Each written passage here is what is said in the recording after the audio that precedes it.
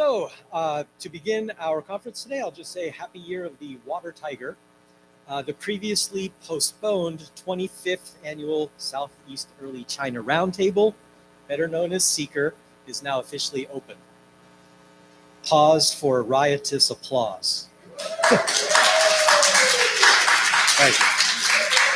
First, I'd like to thank the Harn Museum and the University of Florida sponsors that have helped support this event, the Center for the Humanities and the Public Sphere, the UF International Center, the UF College of Liberal Arts and Sciences, the UF Department of Languages, Literatures, and Cultures, and the UF Foundation, which is, I think, the name we're going with now for that. Okay. Also, sincere thanks to Professor Lai Guolong, who just closed his Harn Eminent Scholar Chair in the Art History Symposium, Divination and Diviners in China. It's largely because of Professor Lai that we're able to use the museum tonight. So we have a double feature for you tonight. I'll introduce our first speaker, and after he's delivered his talk, I will then introduce our second speaker. We should have plenty of time for questions after each of their talks, so please just jot them down or keep them in mind for the end. And I'm not dealing with chat box tonight, I don't think. So maybe, okay. Both of our talks this evening feature early medieval upper clarity or Shangqing Taoist texts, the late 5th century CE Zhengao or Declarations of the Perfected, and the 517 CE Zhou Shi Ming Tong Ji or Records of Master Zhou's Communications with the Unseen Realm. Both texts were compiled by the great polymath and patriarch of Shangqing Daoism, Tao Hongjing. Tao was also the master of Zhou Ziliang, the master Zhou in the title who communicated with the Unseen Realm, and is alleged to have discovered his students' records or writings. I think that's correct. Okay. Perhaps the main reason I can tell you all of this is because I had some excellent teachers at Indiana University in the early 2000s, and two of the best, I'm proud to say, will be speaking to us tonight. So thanks for coming. Yeah. All right, it's my great pleasure and honor to introduce our first speaker, Stephen R. Bokenkamp, Regents Professor of Chinese in the School of International Letters and Cultures at Arizona State University. He specializes in the study of medieval Chinese Taoism with a special emphasis on its literatures and relations with Buddhism. He is the author of Early Taoist Scriptures and Ancestors and Anxiety, as well as numerous articles and book chapters on Taoism and medieval Chinese literature and culture. His most recent book, the 2021, A 4th Century Taoist Family, the Zhengao or Declarations of the Perfected, Volume 1, is the first in a series of full-length English translations from this classic 5th century work of Taoist religious literature. Many UF students in Chinese studies will know Professor Bokenkamp's name from works like The Peach Blossom Font and The Grotto Passage, Time After Time, Taoist Apocalyptic History and the Founding of the Tang Dynasty, and his work on the Xiao'er commentary to the Lao Tzu. Professor Bokenkamp will be talking about his translation work on the Declaration of the Perfected this evening. His talk is titled, Like Drops from the Spring, Textuality in Early Taoism. Please join me in welcoming Professor Stephen Bokenkamp.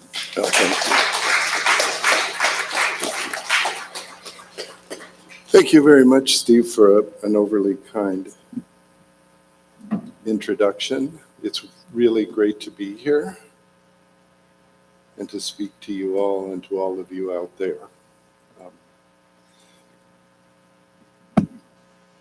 Good. All right. So let's just put this up.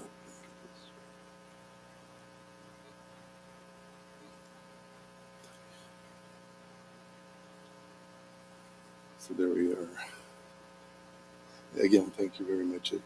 When I first agreed to take this gig, I was thinking first and foremost of the pleasant time I had in Florida the last time I visited you. On that occasion, I met some new friends, Andrew Chittick, Harry Rothschild of blessed memory, saw some old friends, Colonel Knapp, General Chenault. And I even scored a few excellent graduate students, took them back with me to Indiana. Who wouldn't want to do that again?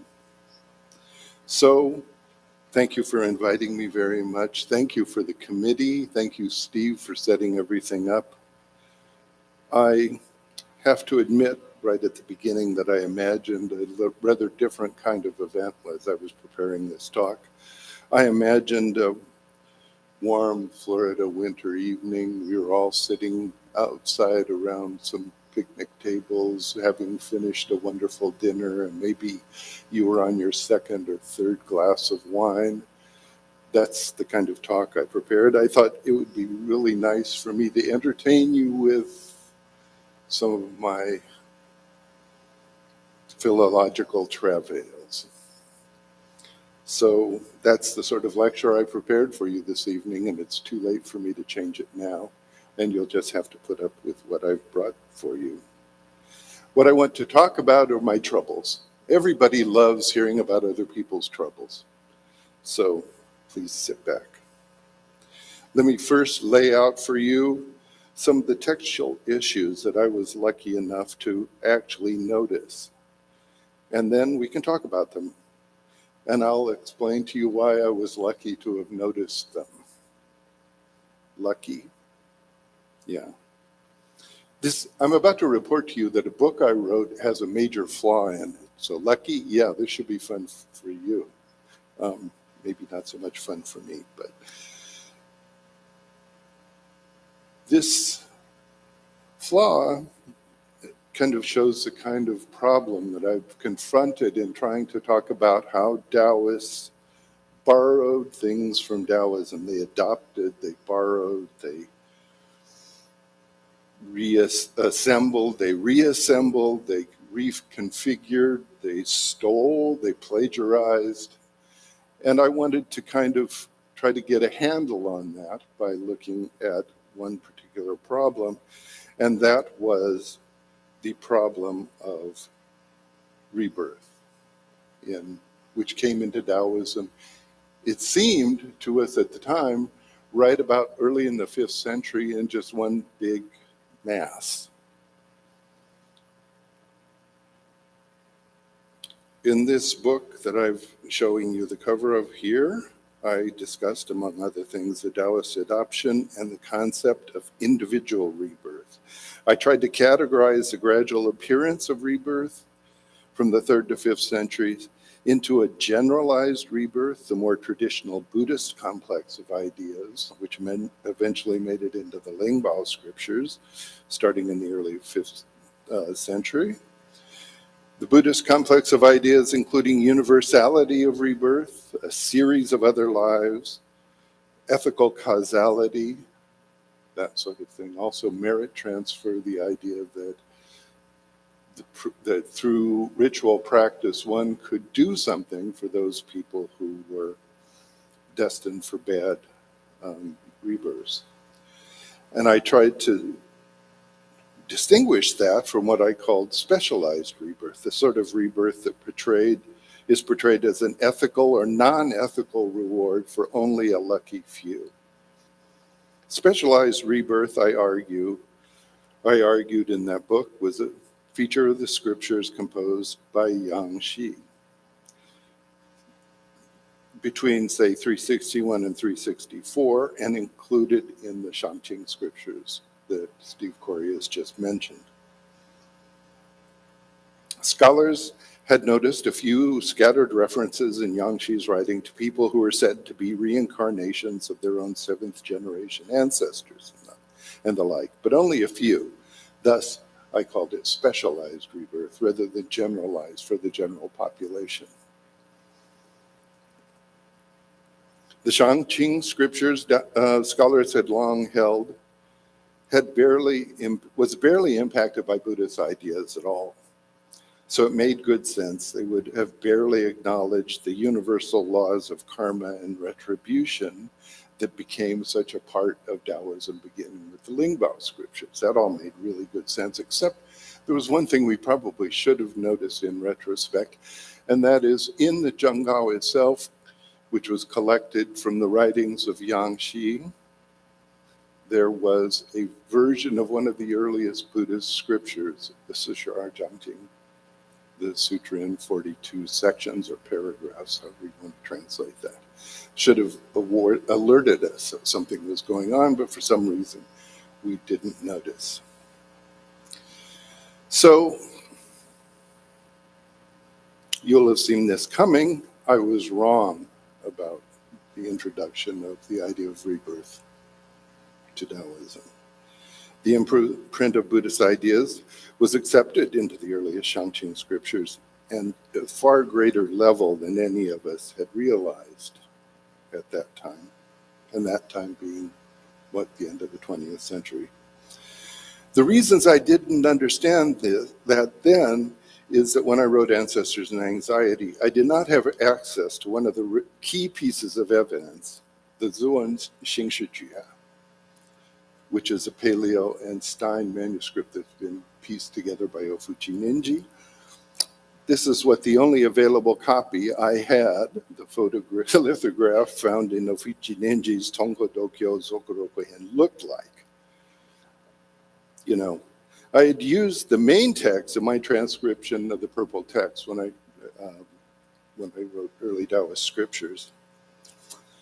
But the annotations were, even to my younger eyes, just ink spots. Now, thankfully, we have the International Dunhuang Project, the IDP. Both the text and the commentary are now available online and legible. So there we have the main text by Yang Shi and the annotations, which were by Tao Hongjing. How do we know that? Well, that's a longer lecture, and I'm not going to give that lecture tonight. But the text and the commentary and text are irrefutably part of Tao Hongjing's Dengjian Jia, which was an exegetical work on the Shangqing scriptures. And not to be too dramatic, but I found in this text, once I could finally read it, 4 characters that changed my view of the Shangqing scriptures' relationship to Buddhism. Sishan Wailai. This God came from elsewhere, from outside. You see, I'd been working on one of the scriptures of the Shangqing collection, the Scripture of the Nine Perfected, which explained how adepts could remake themselves during 9 months of actualization by bringing this spirit into the 9 parts of the body to remake them for rebirth in a future life. But this actualizing this spirit, this single spirit that had 9 different names, or was 9 different spirits, depending on which commentary you believed, was called the Daishan, the big spirit, the grand spirit, the great spirit, which rejuvenated the key parts of the body. So what does it mean to say that that great spirit was not what the received text said, an amalgam of different spirits, but came from outside the body? This struck home for me. Not only that, it was installed at birth and did not come from the parents. So it was installed at the same time other spirits of the body, which came from the parental contributions, were installed in the body. There's my translation of the Dunhuang scripture, and in red down below is my translation of the received scripture. You can see in blue the parts that are changed, so that the received scripture is added a little bit to what must have been Yangshi's original scripture. But there's the part that I was talking about.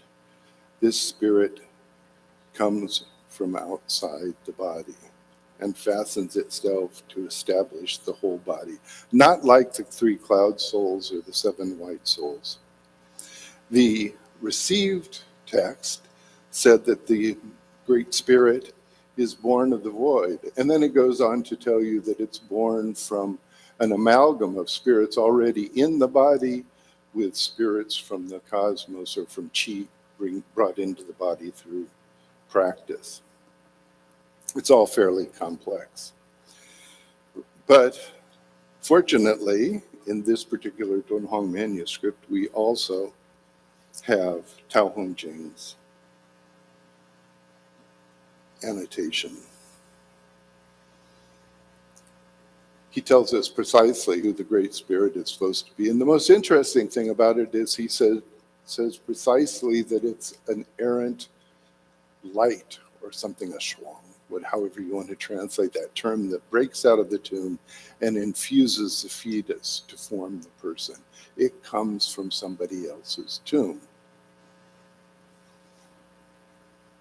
And he goes on then to explain that the cloud souls and the white souls, Hun and Po souls, come from the parents. Your bones are created by the 5 phases. 100 spirits are crafted by various spirits at the time of birth. But when it comes to your longevity, your birth and death dates, your status, your fate, your karmic inheritance, he uses the term, Suyuan, I think, if I remember correctly, your rebirth into the 5 paths is clear Buddhist stuff. Even up to, I'd really like to know what those 3 characters are, but I don't.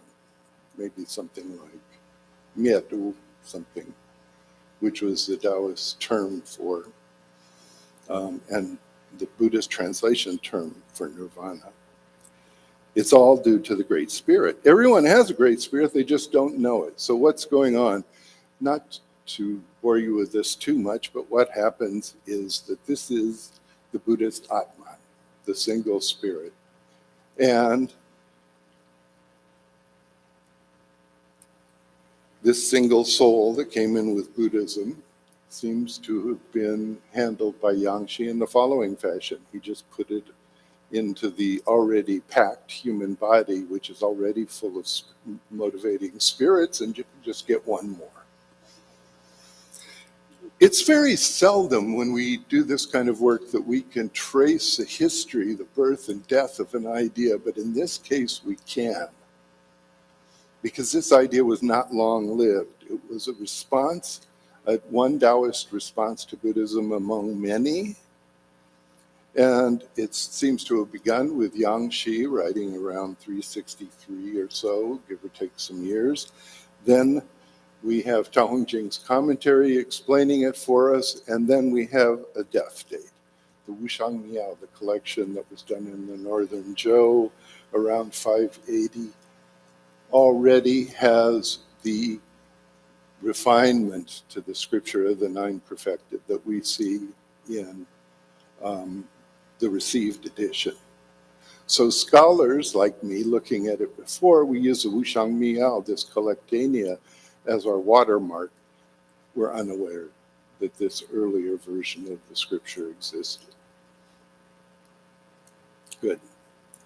So, as a result of finding that, I decided I should look around a little bit more at Tao Hong Jing's commentaries. Because among the things that are no longer surviving for us to study is the Dengzhen Ninjue, which originally had 24 chapters and now has 3 in the Taoist canon, so somebody has suppressed that. But I went on to look, where else in the Shangqing text do we find redesigned Taoist versions of Buddhist ideas? I started looking closely at Tao Hong Jing's footnotes and stuck on this one, which had already come to the attention of one other scholar you may have heard of, Hu Shi, in his really virulent attack on the Zhenggao. He noticed that there was something going on weird here. I finally translated it this way. This text from the 11 Songs on Dependence, Yodai Ge Shi, in the previous scroll, through the admonitions down to this point, was entirely written on 8 pieces of lined paper in alternate hands. So the admonitions, by the way, is the sutra in 42 sections. Now, how much text do you think you could write on each sheets of paper? As you notice from this already, this is in Gen 9 of the Received. We're going to talk about the Zhenggao and its 20-chapter recension. It's in Gen 9. And the Youdai Ge Shi that he talks about, the Youdai Wudai poems that were based on this story in the Zhuangzi, are in chapter 3.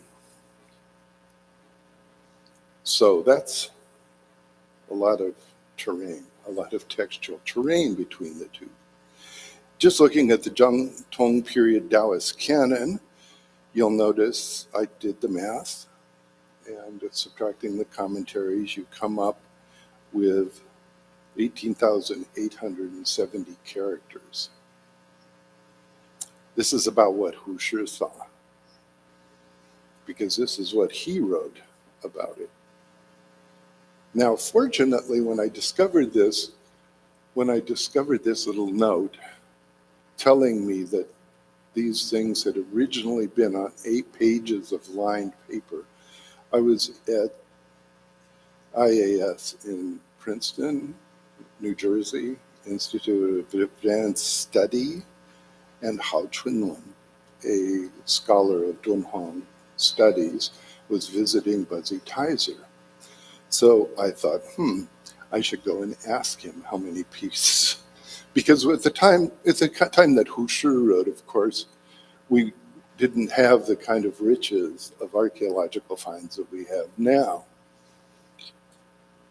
So Hao Chunwen, being a good scholar, didn't answer immediately, but he went and asked other people as well and checked on his responses. And this is my translation of what he wrote. So I'm going to bore you with some more math.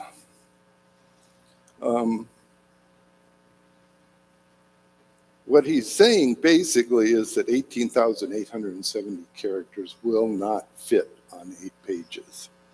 What would fit?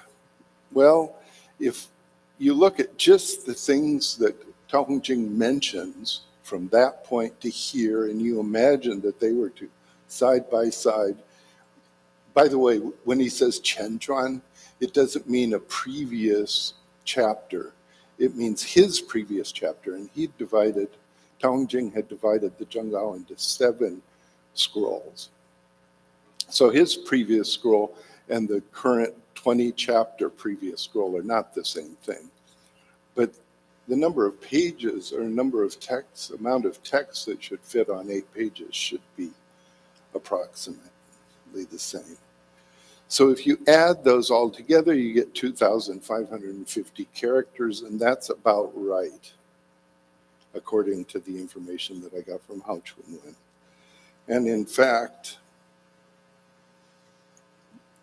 this was kind of standard for Chinese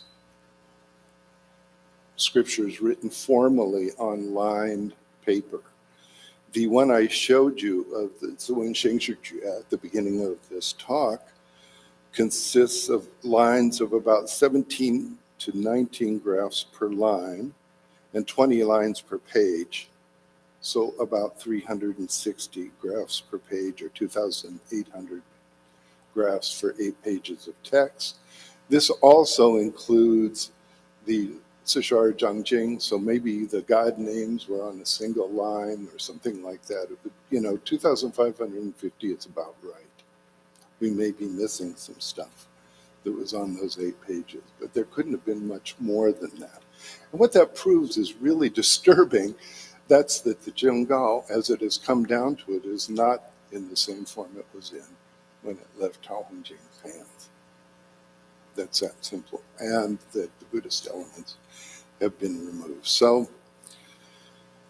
what I've showed you is a passage from Tao Hongjing's Ascent to Perfection that appears in an expurgated form only some 80 years later.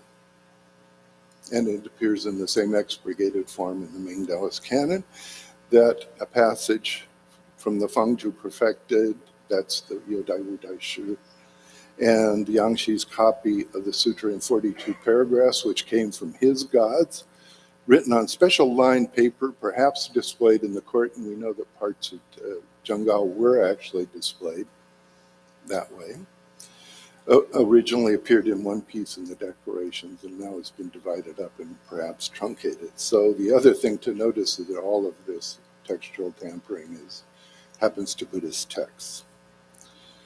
So the way Taoist scholars have traditionally explained this is interesting. Chen Guofu and Henri Maspero both gave elegant defenses of the fact that Taoist texts are received by mediums, and mediums are kind of shady characters, and so you can't expect any kind of textual integrity from them.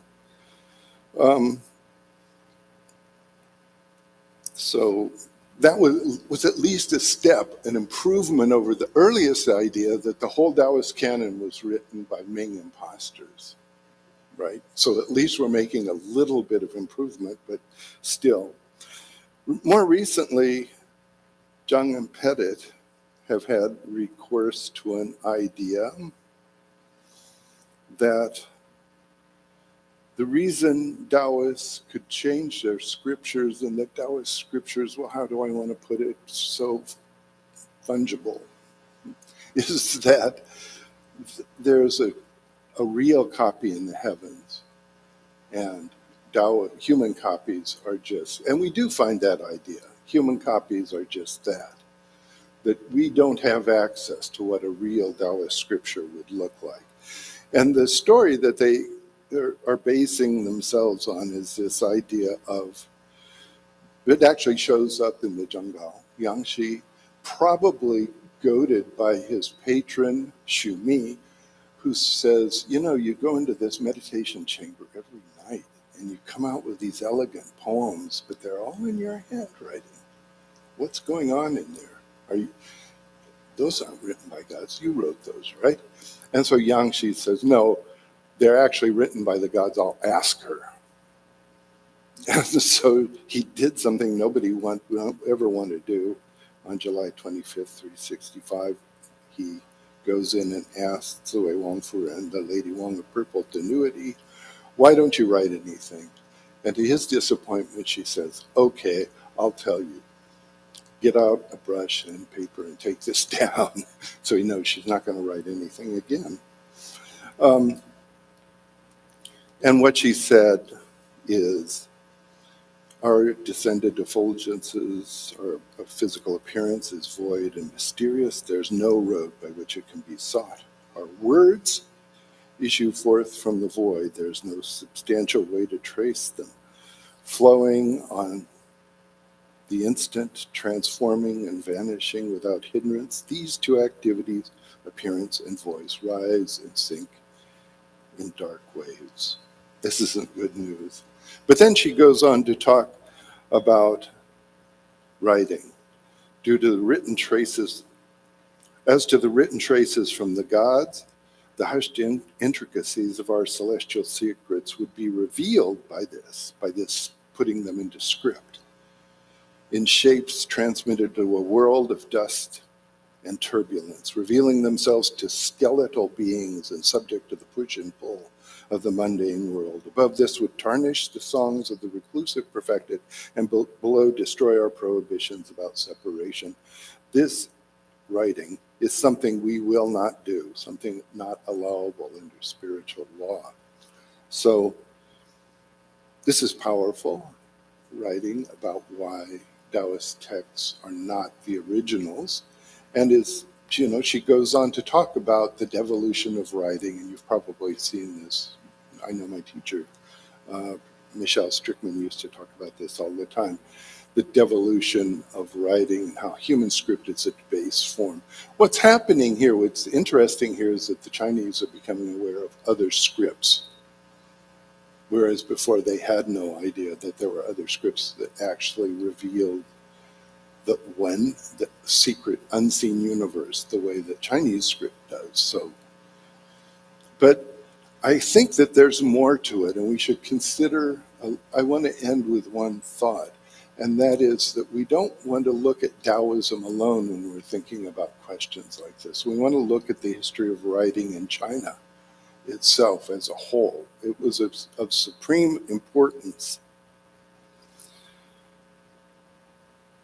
The celestial world of early medieval China was not just fluid, as Qian Xiaofei has written in her book on the Song period remaking of the persona of the famous poet Tao Yuanming, but absolutely erosive. Islands regularly were made to appear, then submerge, isthmuses reshaped, oceans made into mulberry field. But let's not just get lost in what could be an attractive geological metaphor. These are not natural processes, but human endeavors, human refashionings.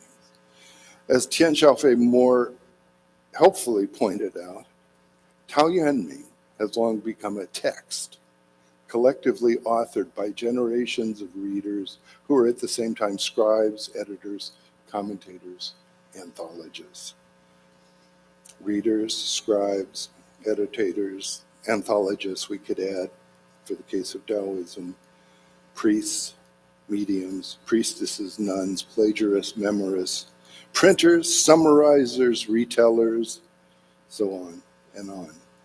The unthinkably vast amounts of energy put into the writing, reproduction, inscribing, recasting, and re-editing of texts in early medieval China can only be dimly perceived in how many pages upon pages Taoist texts themselves spend in talking about it. There are scenes of scriptural production in Taoist texts that were received by mediums, explaining, that look very much like translation, Buddhist translation salons or groups. Our own digital logorrhea, our profusion of fake news resources, is nothing compared to the waves of ink that rose in medieval China and then withdrew with the tides of time. My point is really just a simple one.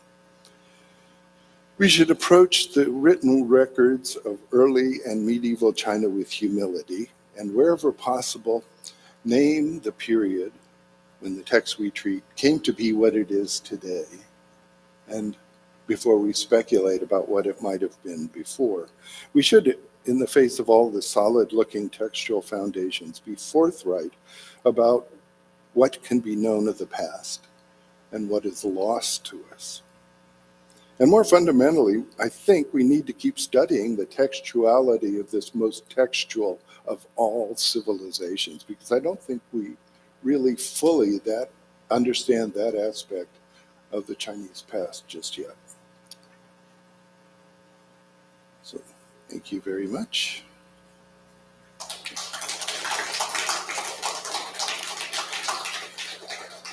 I'll look forward to your questions later.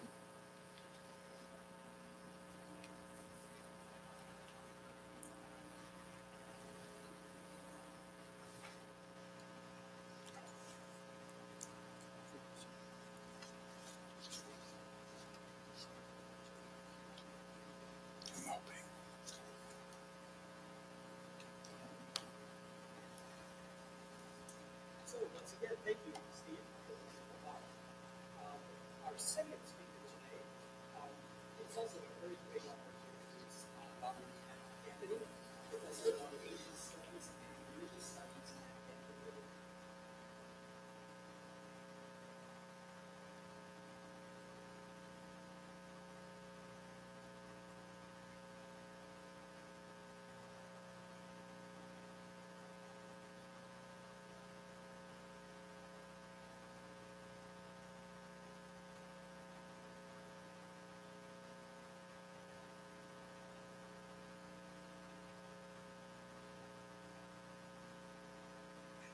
Traditions of divine transcendence, and most recent, the Chinese dreamscape, 300 BCE to 800 CE, in the Harvard Yenjing Institute monograph series.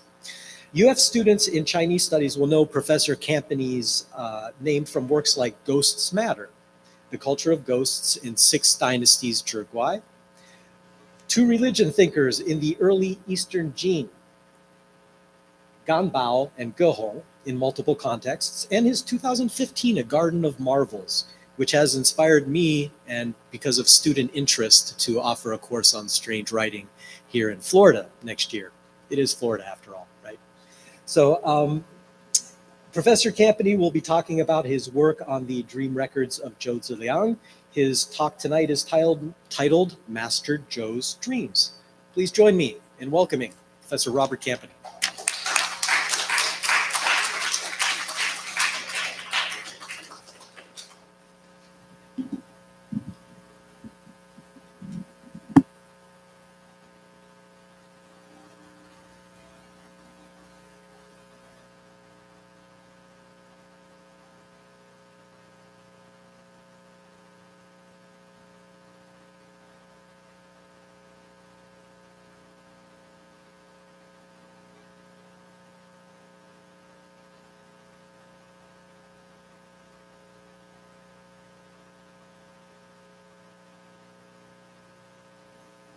Bear with me while, here we go, that's better, okay.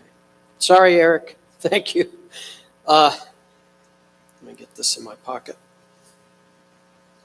Well, thanks to Steve Corey for that lovely introduction.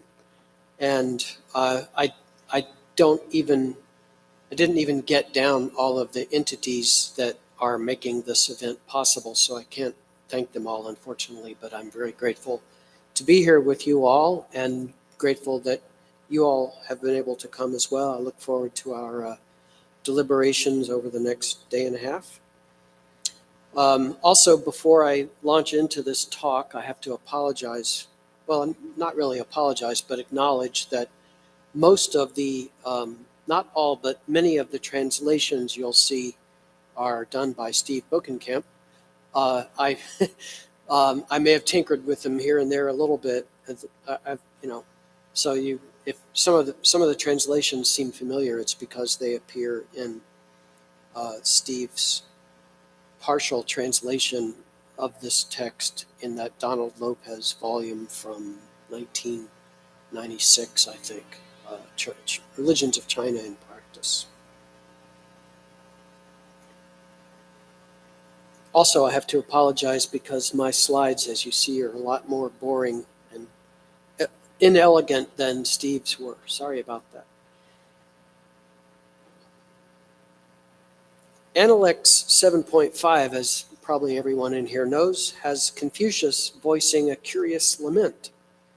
The master has said, "Atrocious, I'm declining. It's been such a long time since the Duke of Zhou appeared in my dreams." This is an early example of what I've come to call the spillover paradigm of dreaming, one of several ways in which dreaming intersected with practices and processes of self-cultivation in early and medieval China. It has four components. First, the dreamer is a self-cultivator whose waking practice is so intense that it spills over into their dream life. Or, as here, the practice is lacking and so it fails to spill over into the dream life when it's supposed to. Second, the dreamer, as a dreamer, remains in the role being cultivated while awake, remains in character, we might say. The dream continues waking pursuits. Third, dreams usually involve face-to-face interactions with other beings. Dreaming is a portal for encounters, and these encounters stem from and further the dreamer's waking efforts. Fourth, dreams of this sort are not symbolic. They're not a code for anything else. They constitute events in the world. What happens in them impacts waking life at least as much as if the dreamer had been awake. My topic tonight is a stunning example of this paradigm at work. Records of Master Zhou's communications with the unseen world, Zhou Shi Ming Tong Ji. The Master Zhou of the title, as probably everyone in here knows, was Zhou Ziliang, a favored disciple of the noted scholar practitioner Ta Hongjing that we just heard Steve speak about.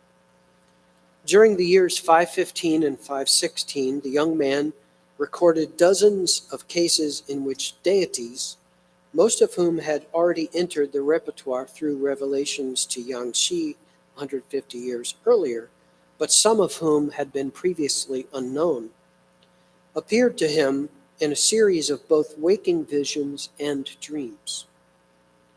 In the days after Zhou died at age 19 by self-administered elixir, Tao Hongjing retrieved as many of these piecemeal records as he could find, arranged them chronologically, added a commentary and a sketch of Zhou's life and sudden death, and submitted all of this in a document in 4 rolls to Liang Emperor Wu in January of 517.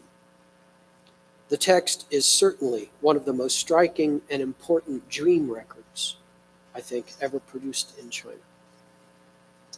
Tonight, I'll briefly discuss 3 aspects of this text. First, the nature of Zhou Ziliang's dreams. Second, the nature of Tao Hongjing's treatment of his records of his dreams. And third, Zhou Ziliang's textual and behavioral esotericizing strategies. And I'll explain later what I mean by that clunky phrase. So, the nature of Zhou's dreams. As portrayed in his records, almost all of Zhou Ziliang's dreams have 2 key features. They involve direct, real encounters with divine beings, and they have something to do with his self-cultivation. Here's an example. And throughout here, the lines in the translation and in the Chinese that are in round parentheses are Tao Hongjing's commentary. Okay. So I'm not going to, some of these are a bit long. I'm not going to read them all aloud to you. I'm just going to let you read them for yourself while I speak. Maybe pause a bit to give you a moment. So that's an example. Now consider what does and what does not happen here.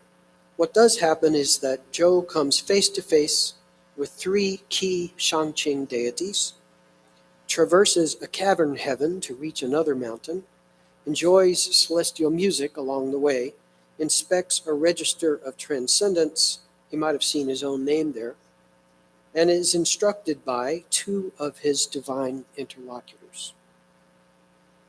Notice what does not happen. Neither Zhou nor Tao questions what meaning the dream might have. It's not treated as a sign of anything, including Zhou Ziliang's own psychology. This is the spillover paradigm at work. Zhou's dreams are events that further his waking life self-cultivational efforts. Notice also in this passage the ellipses, the yun. I will have more to say about these in a moment. I think they're rather important. In his dreams, Zhou ends up interacting with at least 30 different deities. Sometimes he's visited by them on Maoshan. Other times he travels to meet them at very distant sites. These entries feature what I call scenes of evaluation and instruction. The one we've just seen here is an example of scenes of instruction. Here are 2 examples of scenes of evaluation. So in these, he is sort of getting feedback, and he's either criticized gently or severely, chastised sometimes, or he is gently encouraged and urged to continue his efforts. With one exception, Zhou Ziliang records each dream as an event just as he records his waking visions. There's no difference across the 2 types of entries, either in the sort of wording used or in the contents, other than that in his dreams he sometimes traveled cosmic distances, while in his waking visions he was visited on Maoshan by various divine beings. Now, Tao Hongjing's treatment of these records. Oh, I think I did this too fast. Two aspects of Tao's treatment of his disciples' records are especially noteworthy, and I want to mention them here this evening. First, just as Zhou Ziliang records his dreams as real events, so Tao Hongjing treats his records as a straightforward source of information about the workings and the layout of the unseen world. He uses them to plug gaps, and of course there was no one alive who knew more about this world as portrayed through the Shangqing texts than Tao Hongjing. So he's getting new information to supplement what he already knew, but sometimes he struggles and sometimes fails to square what Zhou Ziliang was learning with what Tao Hongjing thought he already knew about the divine world. So sometimes it was difficult. So here's an example. So this is all Tao Hongjing's comment here on one passage. Just giving you an example of the kind of notations that he gives, and he often points out, as here the line that's in magenta, here's a bit of new information. We didn't know this before. Oh, it turns out that this bureau is on Penglai. That's good to know. Check. Right? Sort of like filling in a grid almost. The second aspect of Tao's treatment of Zhou's records is that he specifies that they be treated in the same ways as any other revealed scripture, ways that ritually framed one's interactions with the text, safeguarded its purity, and restricted its transmission. I will read this one aloud, and I think this is, again, mostly Steve's translation of this passage. These records contain many secret names of the perfected and transcendents, as well as their teachings and precepts. Just as one does with other scriptures and declarations, one must purify the table on which they are placed, and the cloth with which they are touched. One must bathe and burn incense before viewing them. If one wants to copy them for transmission, one must also first make announcement to all the perfected as well as the mystic one himself. And I think that's the mystic one is Zhou Ziliang. It is not permissible to write them out haphazardly or to mix them together with other documents. So they're scripture. And so the dreams Zhou Ziliang had recorded were given equal weight with his waking visions as constituting divine revelations, only accessible through correct ritual protocols. Now I want to talk about what I call the esotericizing dynamic. I realize that's a mouthful. If I had time tonight to show you more of these passages, you would, I think, be struck by two curious features of this text. One is that Zhou Ziliang's accounts of what he heard or was taught in his dreams, as well as his waking visions, are perfunctory and vague, increasingly so as we move down the calendar toward his death. The other is that the text contains an awful lot of ellipses, examples of which we've already seen. These features form part of a dynamic of concealment and display that I've elsewhere termed the esotericizing dynamic, a set of discursive strategies that created tension between secrecy regarding the details of the methods being discussed on the one hand, and on the other hand, the frequent mention that on this or that occasion, Zhou had received instruction on some method or topic. In other words, Zhou wrote in such a way as to restrict Tao Hongjing's or anyone else's access to the actual content of the esoteric knowledge he had received from the gods, while at the same time repeatedly disclosing the fact that he had received it from the gods. So why did he do this? Well, first of all, we might ask, why did Zhou record his visions and dreams at all? If he'd wanted to ensure they'd remain entirely secret, he could have simply not written them down. Or he could have destroyed all of the records he made after he had made them. But he did write them down, and although he burned some of his papers shortly before his death, he made a point of being seen doing so. So we have this passage. Wen Xing was an assistant, and this is Tao Hongjing reporting what this assistant Wen Xing had told him. He saw And this is interesting. Like there's a, I'd actually like to discuss this with you, Steve. There's a textual variant here where, so he was either seen doing this, 10 days or 1 day before his suicide by elixir. Kind of interesting. We don't know.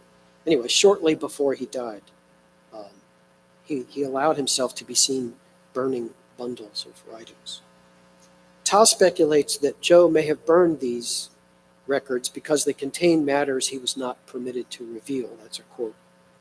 Shortly after Zhou's death, Tao sent people to inspect the young man's residence, hoping to find records, but as Steve translated this line, not a scrap was ever found. But then we have this. It's a long passage, so I'll read part of it at least. On the morning of the first day of the 11th month, I personally went down to this cavern on a certain peak to see what I could find. Found a letter case that had been thrown inside. He's barely able to get it out, so it's put at a point that is hard to reach. I then did obeisance, respectfully requesting permission, and returned with it. When I opened up the case, I saw it was indeed a record of instructions that Zhou had received.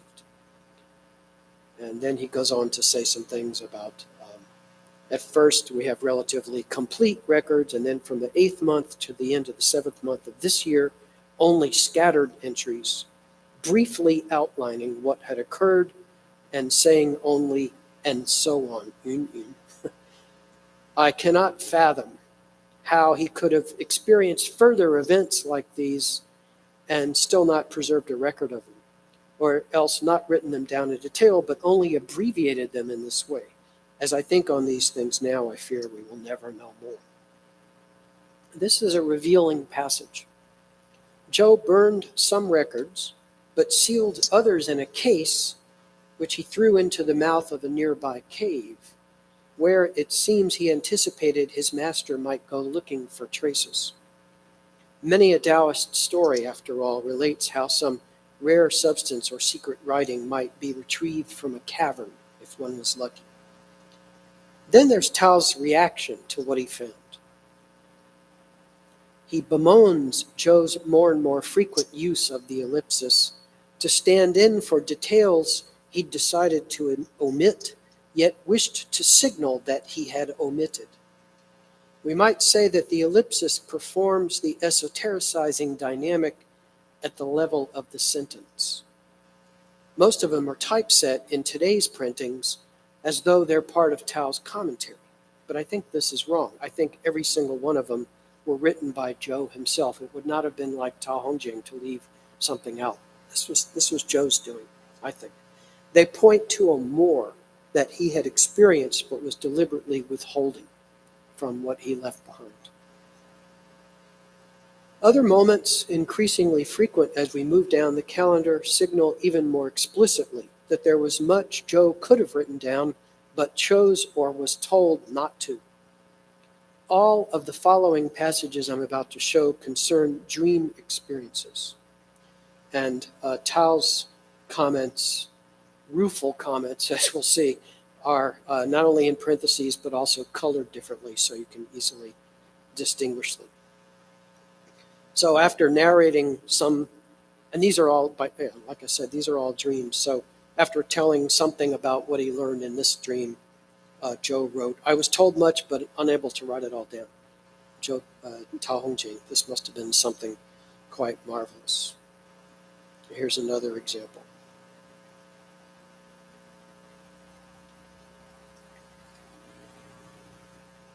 You could just feel Tao Hongjing's frustration. He's so close to getting this information, but then sort of dangled in front of him, but then not divulged.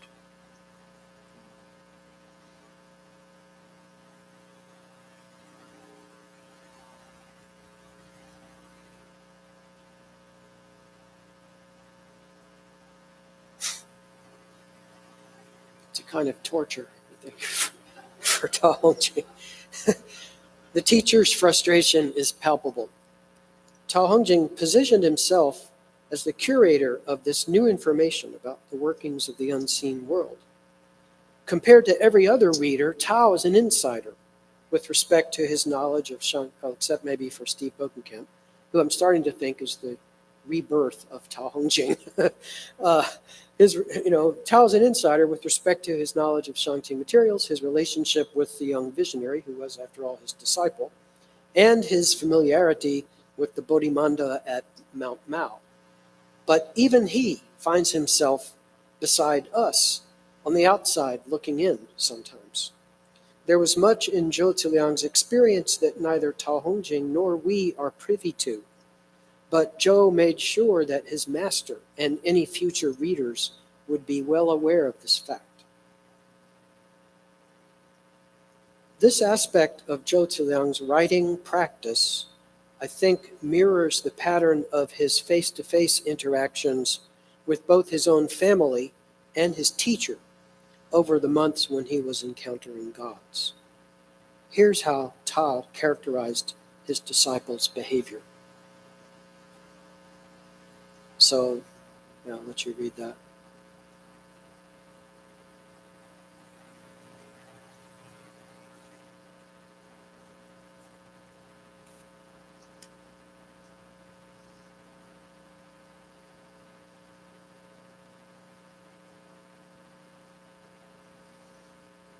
So, Tao Hongjing's trying to make sense of it. Elsewhere in the text, we glimpse how Zhou's actions seemed to members of his family, how he seemed to members of his family and how they reacted to what he was doing. And it's a strange feature of this text that although we, like Tao Hongjing, aren't privy to everything Zhou Ziliang saw and heard, we know more about it than Zhou's own family did.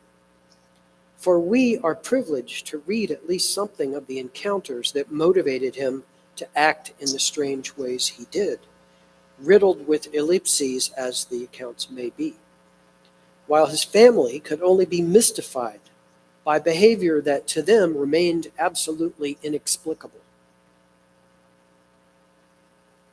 So we have passages like this. The summer solstice, 5:15, Zhou suddenly retired to recline in his chamber before noon. He conferred with the spirits for a long time and then emerged. His aunt didn't understand why he'd done this and questioned him closely. You can just picture this family scene. Zhou told her a bit of what he'd seen, as recorded below in his transcript. So this is Tao Hongjing writing. Told her a bit of what he'd seen, just enough to staunch the questions from this aunt, who was a practicing celestial master Taoist, not privy to upper purity secrets. Thanks to the text, we know, as his aunt did not, some of what had happened in that chamber. The text then reports, again, this is Tao writing, for the next 40 or 50 days, Zhou was seen to act very strangely indeed. He would habitually close the curtains, bar the door to his chamber, not letting anyone enter. Alone in his room, he burned incense. And then we have his strange eating habit. His eating habits change as well. From his family's point of view, his behavior is strange, or altered. He closes himself up in his room, affording them access only to the outward traces of his practice, the smell of incense, the sight of the closed curtains and door. His diet shifts, and this too is visible to them, though its rationale is most definitely not. We see the same pattern in his final actions before dying. Although he had obviously taken some elixir, and I sure wish we knew which one, he took great care to conceal which one it was. The kettle was checked. It seemed to smell only of ordinary wine. His earthenware basin had been washed out and was odorless. No medicinal substances were found anywhere. In the end, there was no fathoming what he had used. Jing bu ce, no fathoming, finally. We watch this dynamic unfold most poignantly in the scene of the young man's death, as described by Tao Hongjing. We see his mother cry, "What have you done? He yi?" as she rushes into his chamber to find him dressed in ritual garb dying on the floor. The scene exploits to the full the dramatic possibilities of the esotericizing dynamic. We see a young man who's performing his esoteric role right up to the moment of his death. He knows that he's answering the divine summons he had received more than a year earlier. His relatives, not privy to that summons, have no way to understand his actions. The insider and outsider perspectives converge there on the floor of his chamber. Confused and horrified outsiders to the program he's enacting, his mother, aunt, and brother can only look on uncomprehendingly as, before breathing his last, he adjusts his cap to prepare for his imminent appearance before the court of heaven. To the very end, Zhou Ziliang was positioning himself as the insider with respect to his family and even with respect to his teacher. Tao Hongjing positioned himself as the insider with respect to the emperor and others at court, yet was outside the innermost circle of knowledge Zhou had received from the gods. And the text positions itself as selective discloser but ultimate guardian of divine secrets with respect to any and all readers, present and future, including us. Thank you.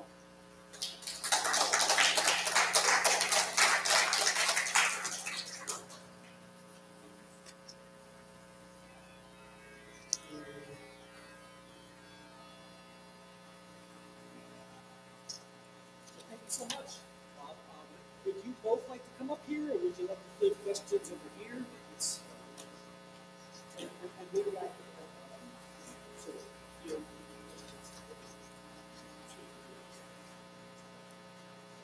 Are there any questions? Are we getting any online, like?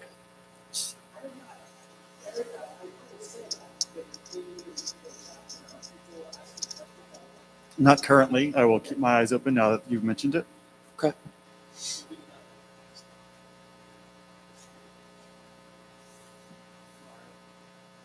Here comes a microphone. Thank you. It's for you, so thank you. But thank you both for very engaging. Maybe I will open this. It's an interesting, interesting story. But if I can bring a little bit of a cynical perspective, maybe some hermeneutic of suspicion here. Looking at the text itself, including all the specificity, I mean, it doesn't sound like to a casual observer as narration of a dream. I mean, 30 maiden, not 20, not 40. I mean, when you dream, I don't dream much, so I cannot kind of, or at least I don't remember if I dream, but all these names, how do you know? I mean, presumably when you dream, you just have some image of a person there. How do you know exactly who they are? And so on and so forth. Which place you are? You go to some strange place. It's a heavenly realm. So the name is there. It's very, very specific. So there is that element. I know with the tradition, this is important too. There is a belief in dreams and so on, and also in terms of Tao Hongjing. I mean, so he collects this, and what's there for him? He brings it to the emperor, right? And then kind of he becomes also the orthodox transmitter of this knowledge, and he's in possession of a very valuable body of communication with the unseen realm. Again, I'm not saying, but this is a little bit more cynical way of reading, especially if we don't postulate that there are, celestial deities somewhere that they did. So basically, what's the psychology? At the same time, I presume they're human beings like us with, obviously different cultural backgrounds, different ways of seeing the world, but at the same time, they have the same body and mind, more or less, as human species have had throughout history. So what are some of the dynamics? I mean, if there are a little bit, I'm not saying this is the only way, but I'm kind of presenting a little bit more possibility of more cynical reading of what's going on, and especially when we have the young men. Also, I was thinking when I was listening to this, kind of reminds me of the freshmen. I don't know if we have any freshmen, but kind of imagining my students going there and having these kind of experiences and narrating. And at the same time, the narration is beautiful, the language is beautiful, so there's something very deep and profound. So I'm not kind of discounting the possibility of other interpretations, but Shall I answer that? Well, it's interesting you raised this question, Mario, because Is that me? I just turned the microphone. okay, there's just recently, I think last year, it was published a new critical edition of this text by a scholar named Wang Jiakui in China. And Wang Jiakui argues in his lengthy introduction that this whole work is what he calls a xiaoshuo. It's a novel. And it was written to, I don't know, to make some kind of arguments to Liang Rudi or something. Here's what I think. Okay, number one, well, it's sort of two-pronged answer. I think number one that it is bad business to try to ascertain what really happened on some occasion in the past, any occasion. As I point out in the conclusion to a book of mine that I think Steve Corey kindly mentioned in his introduction, you take something like the assassination of Abraham Lincoln, the most important living human being in the United States at the moment of his death. No one could agree on what the assassin said right before he shot him, or right after he shot him, rather, jumping off the balcony in the Ford Theater. And then no one could agree on what was said in the room where Abraham Lincoln died. I think it was his Secretary of War made some utterance, but people later couldn't come to agreement on what he had said. So my point is just that I think trying to ascertain, and then of course, well, when it comes to dreams, it's exponentially more hopeless. How can we possibly know whether someone actually dreamed this or that thing? I simply don't regard it as a viable errand for historians. Second prong of my answer is this. When I began writing about dreams several years ago, so to end up, I've got another book, by the way, that this is a piece of, it's coming out. I'm hoping actually that while we've been talking here, that book is in the process of being accepted by Harvard, where it's been sitting for 5 months. They were having a meeting, editorial meeting today, and I hope that I'm about to get a good news about it in my email box. But as I was writing the first book, which was published in 2020, I caught myself having a reaction somewhat similar to yours.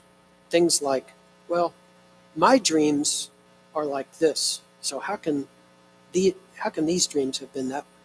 Or I don't really dream in that much detail, or I don't do this, or I don't do that. And I realized, like, I'm using my own dream experience as a yardstick as a historian, and maybe this is a bad idea. So forgive me if you've read the book and you read this account in my introduction, but I actually, back when I was still on Facebook, I did an informal Facebook poll. I posted something, and the 500 or 1,000 or so people that I was connected with on Facebook at the time, I'm no longer there, but I said, I want to know, I'm just taking an informal, very unscientific poll. Tell me if you've ever dreamed of X or Y or Z. I tried to think of things that kinds of dreams that I had never had, but that I was reading about some people might have had. For example, have you ever dreamed where in your dream you were another person? You experienced yourself in the dream as another person. Some people said they had. I thought, well, I'll be damned. I've never dreamed like that. I guess I'm a poor dreamer. Or have you ever been spoken to in human speech by an animal in a dream? I never had, but quite a few of my friends said yes to that one. And actually, sometime after that, I actually had a dream where I saw a cat, and the cat said something to me. It was like my mind was, but of course that's there I go. My mind was, that's our psychologizing version of what dreaming is, which I think was absent here. Not completely absent from early medieval China, but much less prominent than we tend to assume. And here's the final one that was the real kicker. All these stories about people dreaming of things that then came true precisely as they dreamed it. I've never had an experience like that, and I was skeptical. And so I said, I asked my friends, have any of you ever had anything happen like that? And I got quite a few reports. Oh, yes. I saw this place that I'd never been, and then in a dream, and then there I was, or I dreamed that this thing, very specific thing, was going to happen in the world, and then it did. So what I gathered from that is I stopped using my own dreaming as a yardstick of anything except me. I just think that it's quite possible that people in other societies in other times have dreamed very differently than we do. And of course, we're not the only beings who dream. Dogs dream, cats dream, horses dream, octopuses apparently dream because they change color while they're asleep. People who study octopuses have noticed this. Octopuses. Anyway, that's probably enough answer, but thank you.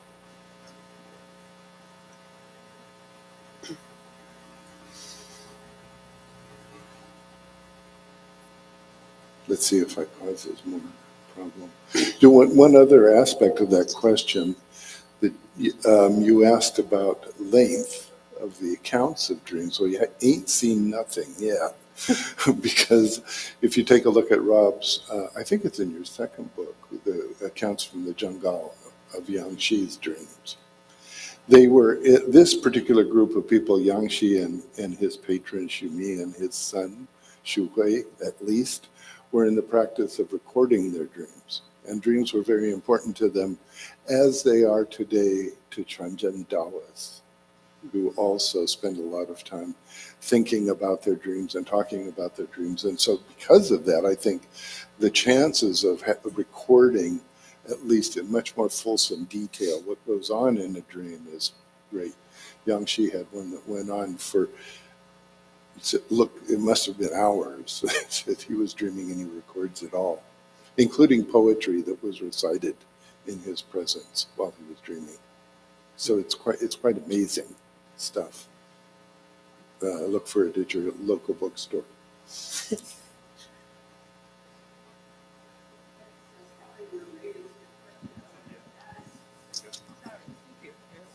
I was curious, that's related actually to the question I wanted to ask, and I was wondering how Master Zhou's handling of the record of his dream stacks up against, is there any tradition prior to him?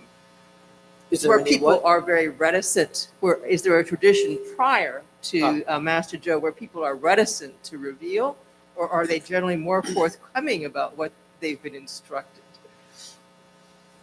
I can't think of an instance where people were, maybe Steve is better to answer this question than I am, but I can't, nothing comes to mind where someone would tell some of what they saw in a dream, but then very deliberately indicate that they were skipping over things. Do you know of cases like that? No, that's quite striking. Yeah. As a matter of fact, the passage that you pointed out, where you're supposed to wash your hands and use a clean cloth, and you're supposed to ask permission of the Shenren. That clearly is, as you guessed, Zhou Zeliang himself. So if you want to know exactly what's going on, you have to consult him, and he's no longer with us. So those are very striking. The union, I loved your talk about that. I think it's something I haven't seen much elsewhere.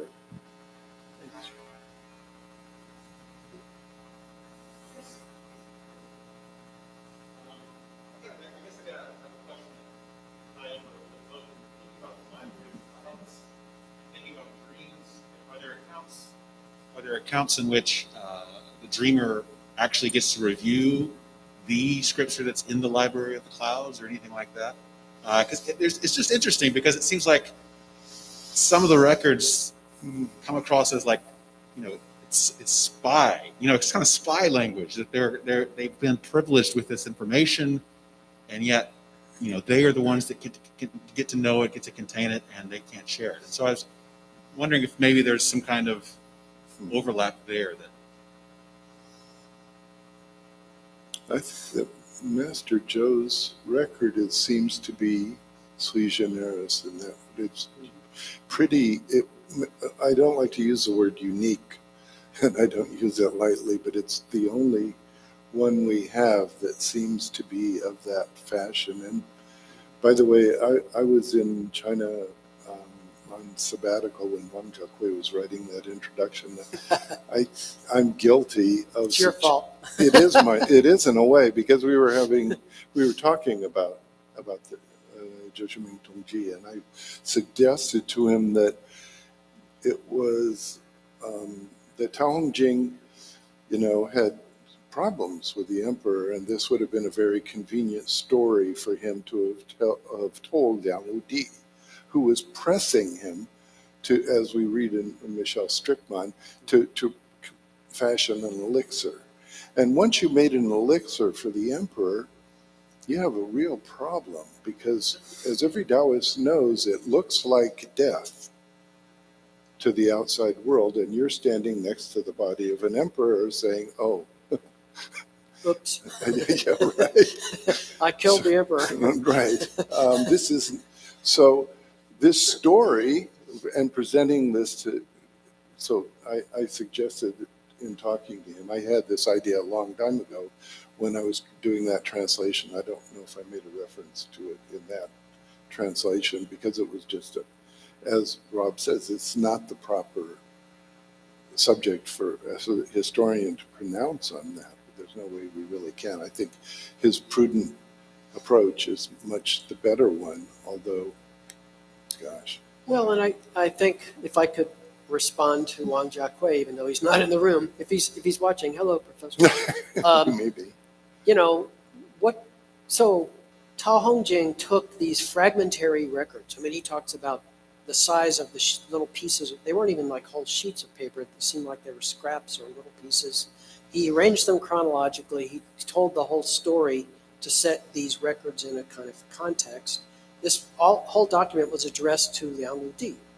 And Liang Wudi, his response is actually recorded in the text as well, which is interesting. Very brief response, but something like he took the text into the inner chamber and unrolled it, and Liang Wudi has like one or two lines like, "Oh yeah, this is really interesting" or something. But Yeah. okay, I'm not sure what to make of this. Did he really dream that? No. Where was I going with that? To Wang Jiakui. Thank you. I distracted myself. So, in other words, it's like, I want to say to Wang Jiakui, like every record that we have, when someone's narrating something in the past, they're all formed, right? I mean, if you want to go that route, you could say they all have Xiaoshuo-like characteristics. They're all narratological, okay? So, what would the alternative have been? He would just have thrown the scraps down in any order and just, I don't know, recopied them and not even indicated where one stopped and the other one started. But even that would have been an arrangement of the material. You see where I'm going. And the thought that someone like Tao Hongjing would have made this entire story up from scratch, like a sort of, early medieval Stephen King or something, for entertainment or to warn off the emperor, don't go down the elixir road, bad juju for you. The emperor could very easily, Mao Shan wasn't that far from Jiankang. He could have sent someone or could have personally come and visited, and he had sponsored, after all, the construction of this center up there. He could have sent someone to investigate. What about this guy, Zhou Ziliang? Can you find out more about him for me? And if someone had gone there and said, there was never such a person here, there would have been hell to pay. That's true. Of course, by that point, Tao Hongjing would have been probably on as Steve says, an ocean-going catamaran. Another southern trip. For some southeast island Vacation somewhere, time again. getting the yes. hell out of Dodge. But you see what I mean? So, of course, the account is cleverly formed and attractively put together, but I really have a hard time imagining that it was just made up from scratch, from nothing. I don't think that's likely, but it's possible.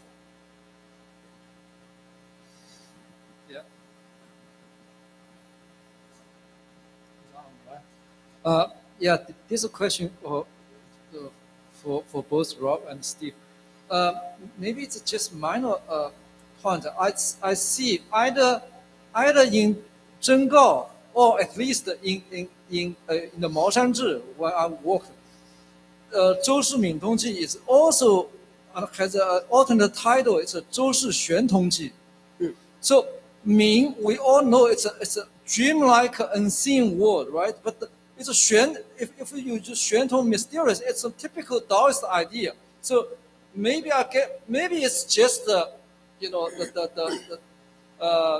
the transmission they have alternative title. That's so common. Or maybe it's just later Taoist, as Steve mentioned, 周氏闽通记 is kind of so unique, right? So maybe later Taoists want to regularize to make it like a normal one. So they use it 就是玄通记 instead of 闽通记. I don't know.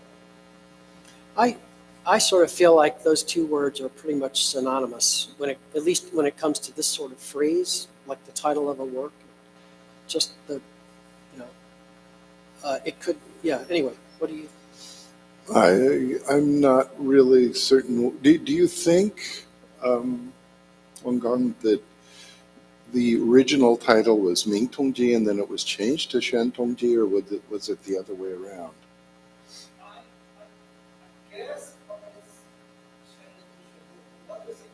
I mean, I would think that Shen Tongji would probably be the original, would be more, but there isn't a great difference between the two. I wouldn't hang too much on that change. No, I don't know. I would look for they're just, Tao Hongjing's grave, unfortunately, was robbed. So if there were any texts in there, we were not able to find them. So, yeah, it was a shame. Anyway, yeah, thank you for that. Okay, so this is another question that's inspired by the Master Ming text, but that both of you could answer, which is, even if this text is unique, are there other places where you've seen this dynamic of students holding back from teachers? It kind of reminds me of the stories you hear from Stanford of a student telling their teacher that they have to sign a non-disclosure agreement before they'll write their term paper.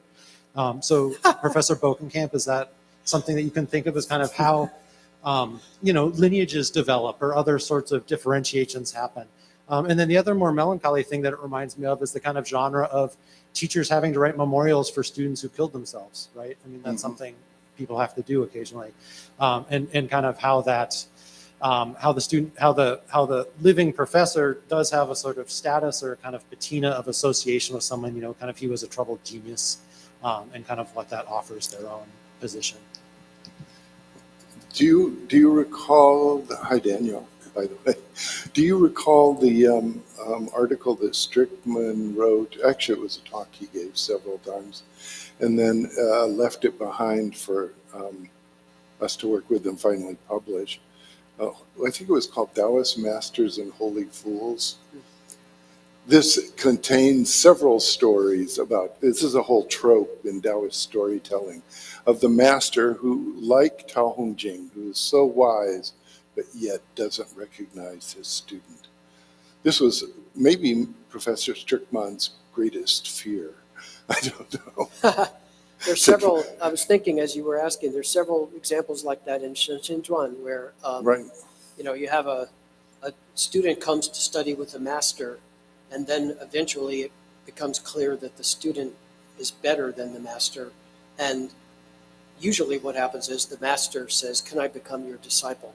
And the student says yes, and so they reverse roles. It's often the person who's sweeping, you've assigned to some menial task like sweeping your Just office. like Huineng. Right.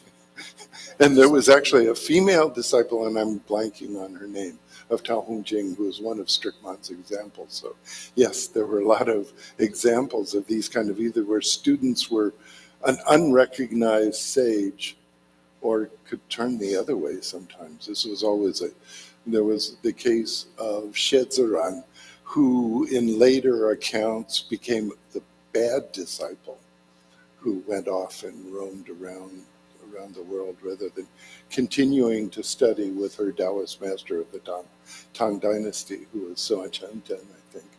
But at any rate, it couldn't possibly have been true because they lived at different times. But the story arose about her being a bad disciple. So this master-disciple relationship, it's worth a book, I think. There are a lot of really interesting stories. There was a lot of tension, clearly.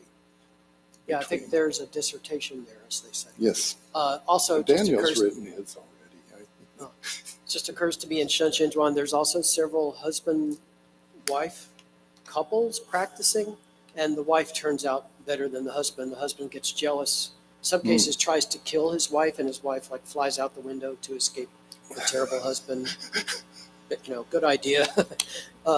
Hasta la vista. Yeah. Anyway, it's a very rich theme. Someone should really do something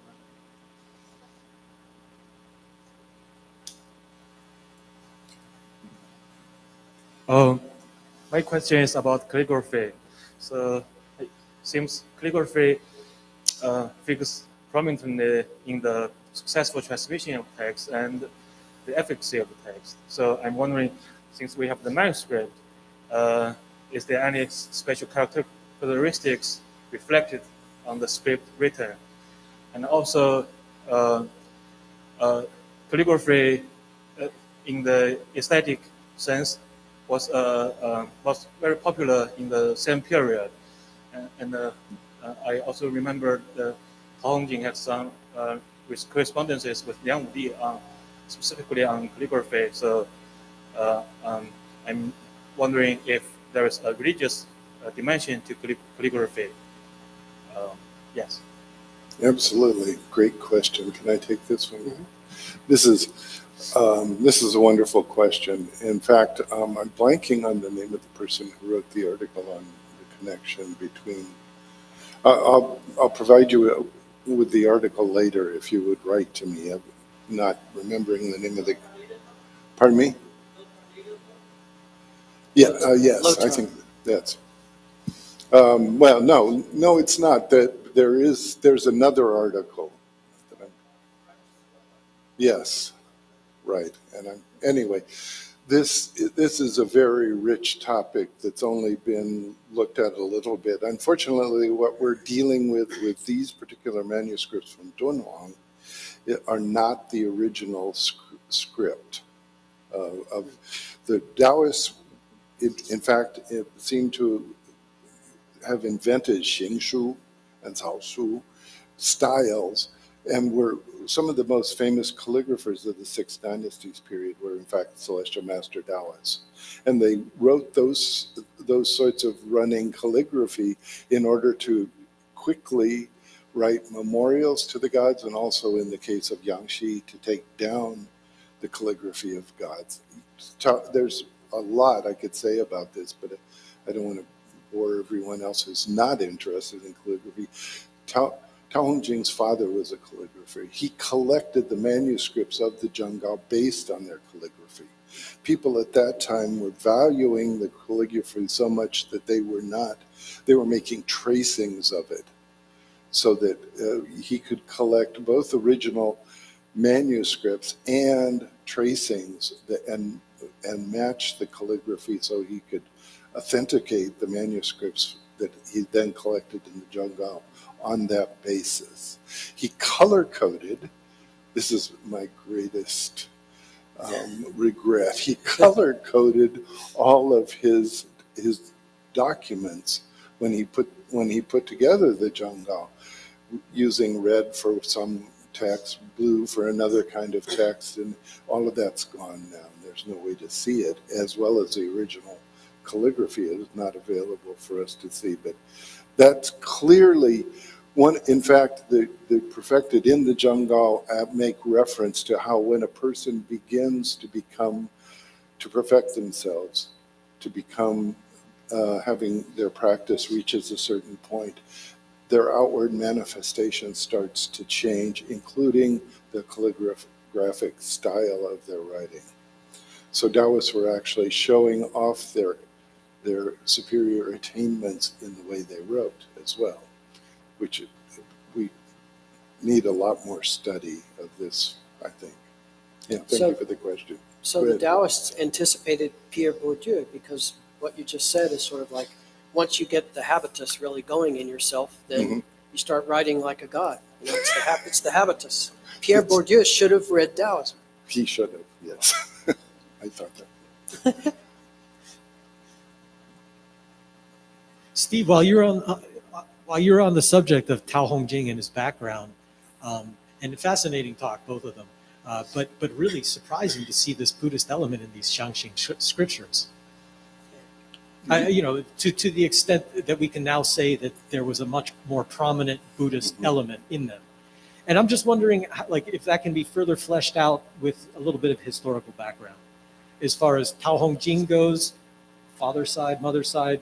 I mean, some connections. Well, to Buddhism there is that, but I would rather start with Yang Shi, because I think actually that this began with him. I don't think again that Tao Hongjing is inventing things here.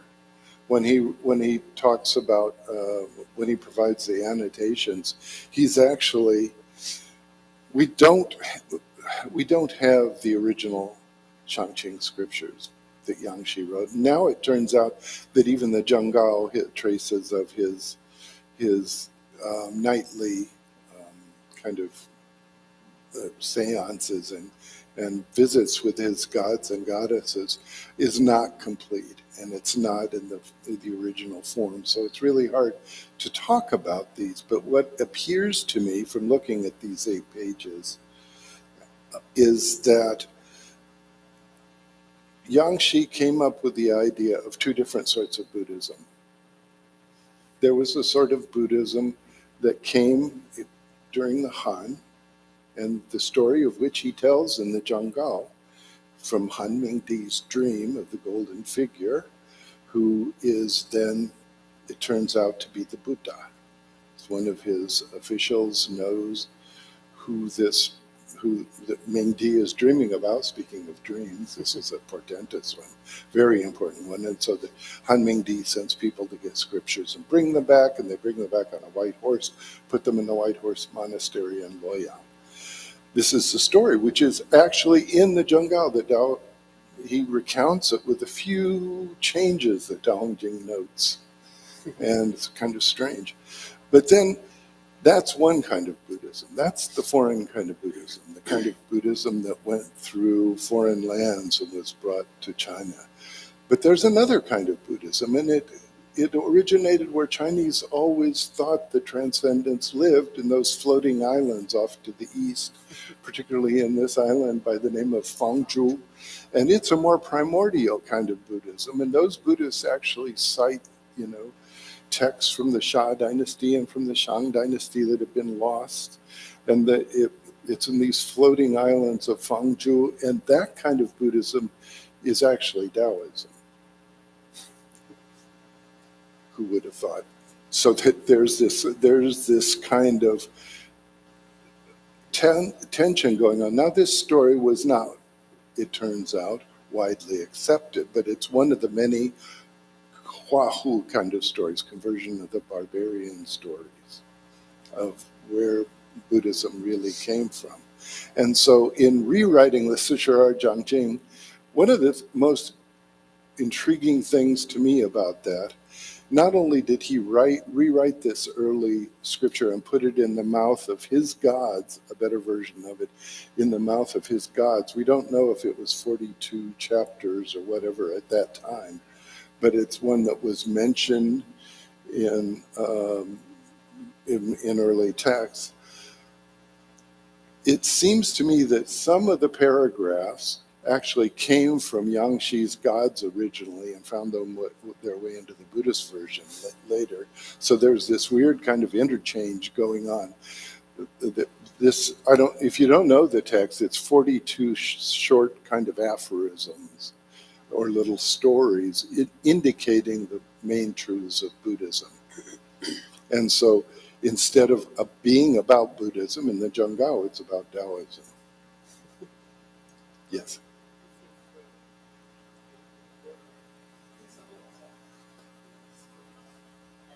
This is on, along the same lines. Actually, I wanted to ask this question from the very beginning, but I was politely waiting for other people to exhaust their questions. Thank you. It's about it's about the Buddhist elements in Zhangjing Taoism, and from what you said, if I understood the argument, there was more than we were told by looking at some earlier versions or alternative versions of the text. But then what was the procedure through which these kind of elements of Buddhism were obscured? Was it conscious decision? Can be connected with particular historical events, persecutions, drives purification? Because it sounds like, well, there was too much Buddhism here, let's kind of present this as a more pure tradition. And if I can follow something I didn't think about, but about the comment you just made about this primordial, but also very Chinese version of Buddhism that he seems to be aware of. What's the term? Like, how does he refer to this tradition? And also these categories of Buddhism, Taoism, and so on, were they really clear at the time? Did they think would Yangshi have even taught in those kind of terms? Or like, what would be the marker of Buddhism which separates it from his own tradition? Both in terms of actual terms and also kind of beyond that. Let me take the second part first. And yes, he used in the text, in the Zhenggao is the word Fo and Fofa. But there's no Buddha. If there was a Buddha, he no longer exists in our what we received, which is the tragedy about all of this. And how did it get rewritten? I think there the smoking gun is pretty apparent, and I kind of mentioned it in the lecture, that collectania of around 580, where Taoist scriptures were collected in the northern Zhou by another powerful ruler who wanted to do away with Buddhism, but at the same time, there was all sorts of controversy going on between Buddhists and Taoists. So this Wushang Miao is the name of the text, the most high supreme essentials of Taoism. And if we look at just that one scripture, which is telling you how to prepare your body so that when you're reborn, you don't become this errant light that flits into another family and into another stranger's body, but you stay together and you keep all your spirits in together, including your new friend, the Atman, the Dashan. That by 580, Taoying is commenting on it right around 500. By 580, it's been rewritten. So that's a clear marker that those kind of controversies that were going on in the northern Zhou court, right between Buddhists and Taoists, has made a lot of these things be rewritten. I've tried to collect as much as I can, but often you find just evidence of tampering. But as I say, the Chinese are excellent in dealing with texts. They've had thousands of years of, editorial practice. And so it's very difficult to tell what's going on. And so that's all I can say about that. But we will talk some more about the other Buddhism. Questions?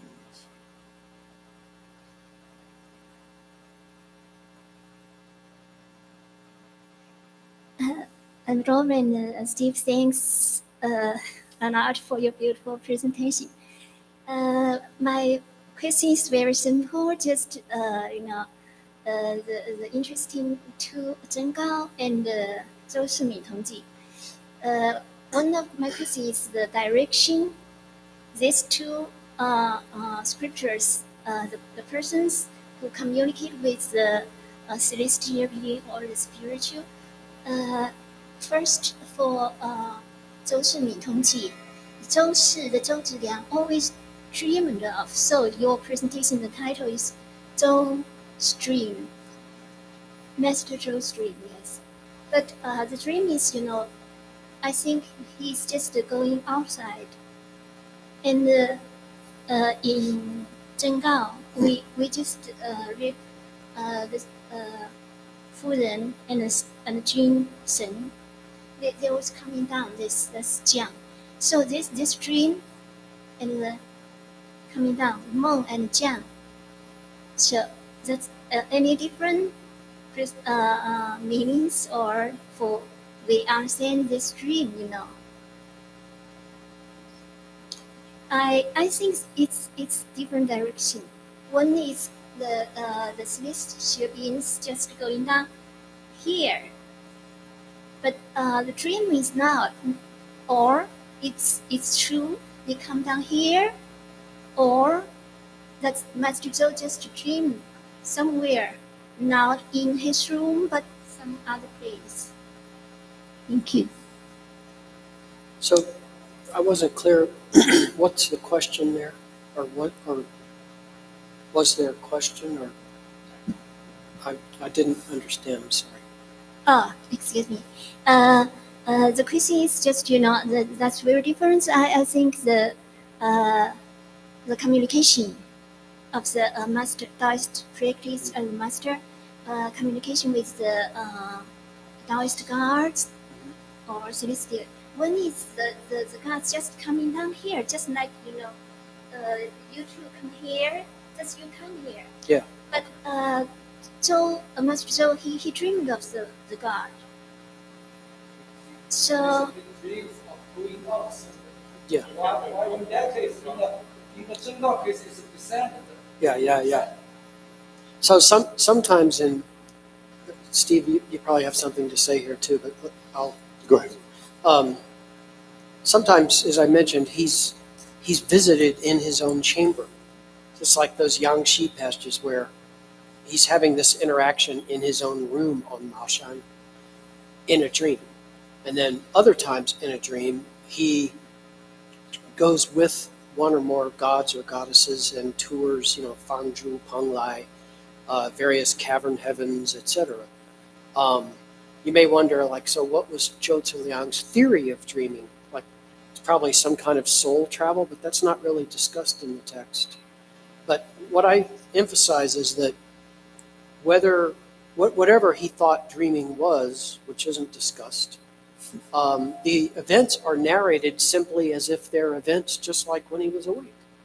But strangely, he and Ta Hongjing both take great care to note which records were waking visions and which were dreams.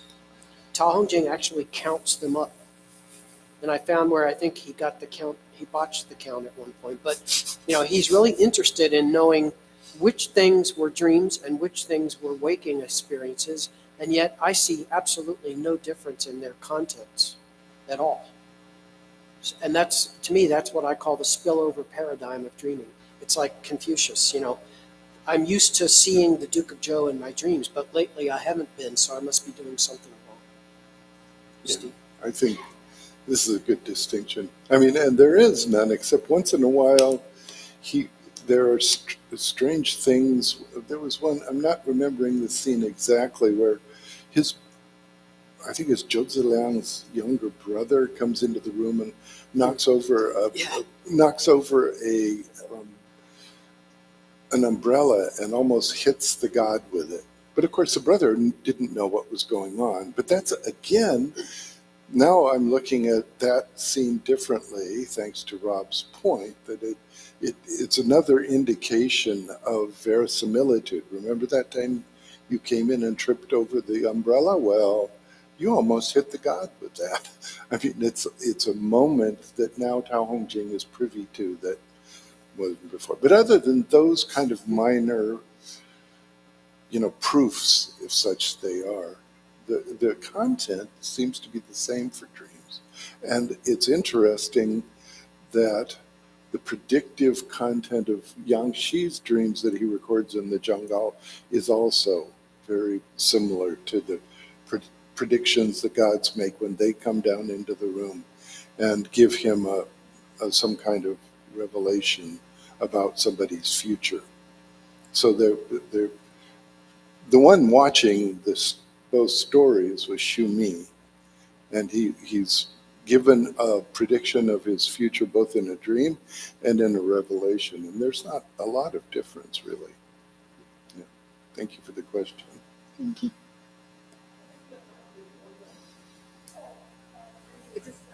A following up question. So I'm very curious to know, like, it is generally accepted that in medieval China, Taoist, that dream can be an authentic source of knowledge, and how, like, the relationship between dreams and the reality, how they understand both. Can, for example, can dream be more authentic than the real experience, than their own, like, real experience, or like they are both illusionary, or they are both real? Like, what is the relationship between that? It's generally accepted that dream is more authentic source of knowledge. That's yours, and then I have a Okay. brief comment. So what I see when I look at what I call the archive, just sorting through all kinds of writings from these periods, I guess I'm sure this is obvious to everyone, but there isn't just one view of dreaming. There's several. And it's important to sort them out and see how each one of them works. They work differently, and know in each given case, and when you're looking at some passage, what particular understanding of what happens when we dream is going on in that passage. And I would say it's very passage specific. So you will not find, for example, one consistent theory of dreaming working through an entire text. It's very often passage by passage, and that's why I call them paradigms, but they shift around. There's one passage in a Shangqing scripture that Steve has translated where just on one page you can track 5 different models of what dreaming is on one page. So it was very fluid and flexible. Not to say that there were no ideas about dreaming. There were lots of ideas, and they were quite specific, but they were people used them flexibly and kind of moved from one to the other. Regarding your question about dream versus reality, I certainly think, and I think this text is evidence, there's lots of cases you can find where things learned in dreams are deemed every bit as real as waking experiences. I don't, however, think, I can't summon to mind a case, Taoist case, where something that happens in a dream is somehow more real than waking experience. Maybe there is such, but I can't think of it. I don't know how you would tell. Right. I mean, that would be probably a